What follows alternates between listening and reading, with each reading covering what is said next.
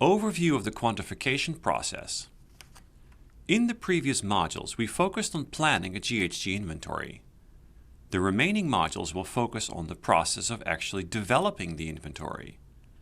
Some key concepts we will cover include selecting a calculation approach and quantifying emissions, collecting data and applying emission factors, creating a GHG inventory report, and third-party inventory verification. In this module, we will introduce the fundamental elements of calculating greenhouse gas emissions. Once the inventory boundary has been established, calculating emissions is a straightforward four-step process. The first step is selecting a calculation approach. The second step is collecting activity data and emission factors.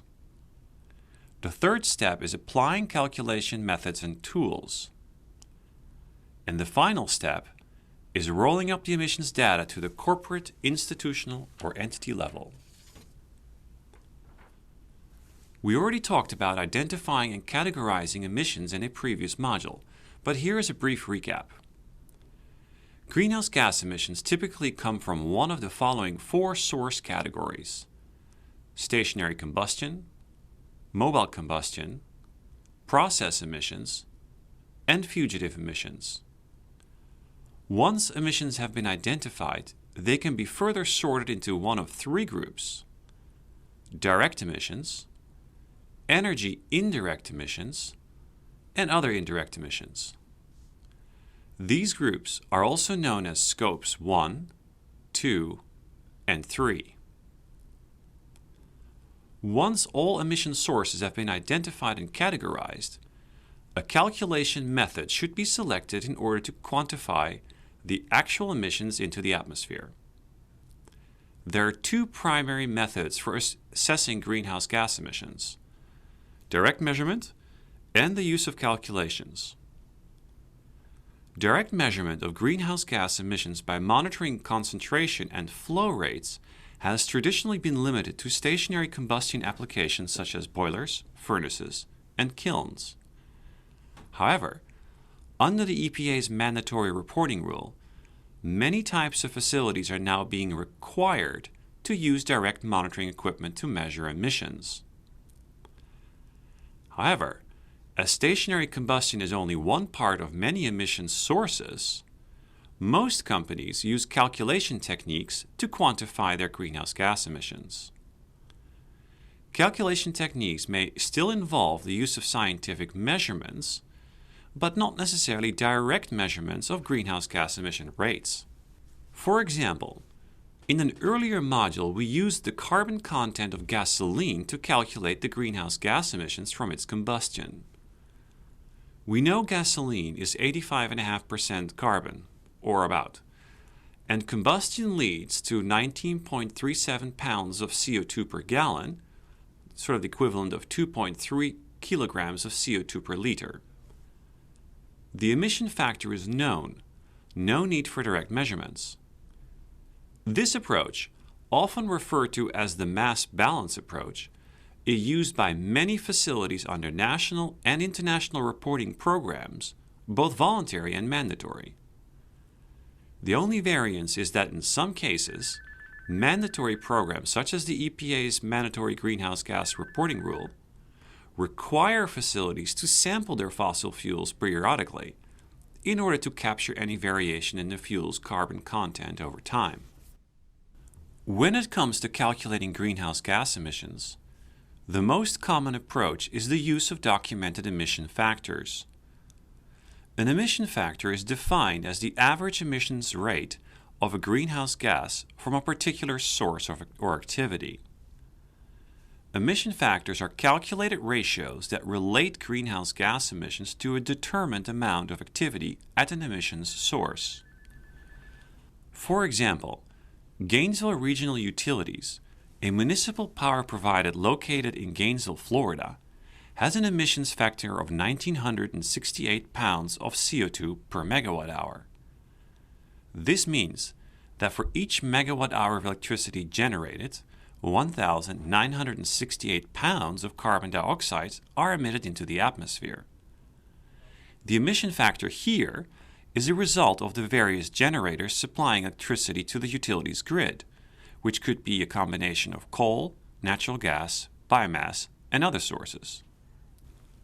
Electric emission factors can change over time and vary per geographic location, so make sure you match up the correct utility and its most recently published emission factors for greenhouse gas inventory purposes. Now, let's look at some of the other examples of emission factors, which don't change over time and can typically be applied worldwide.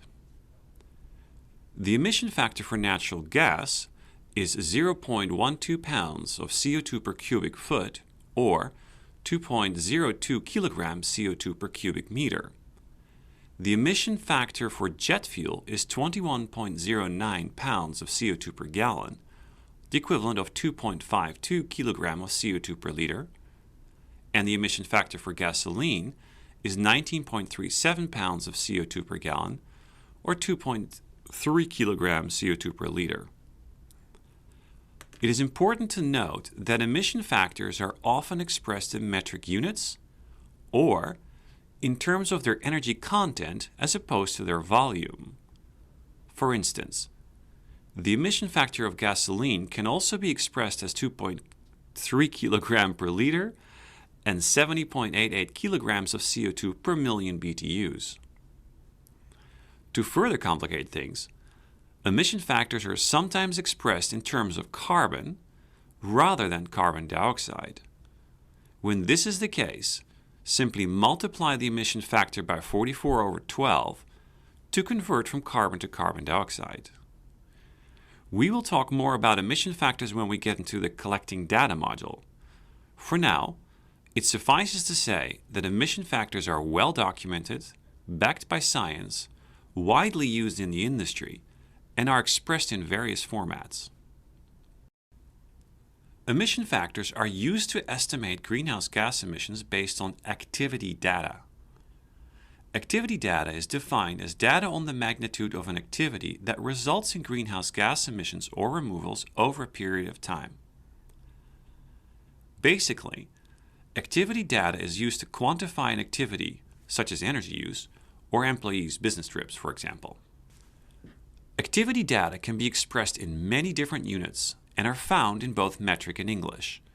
For example, cubic feet of natural gas consumed, kilowatt hour of electricity consumed, miles traveled in a train, plane, or car, the conversion of limestone into cement.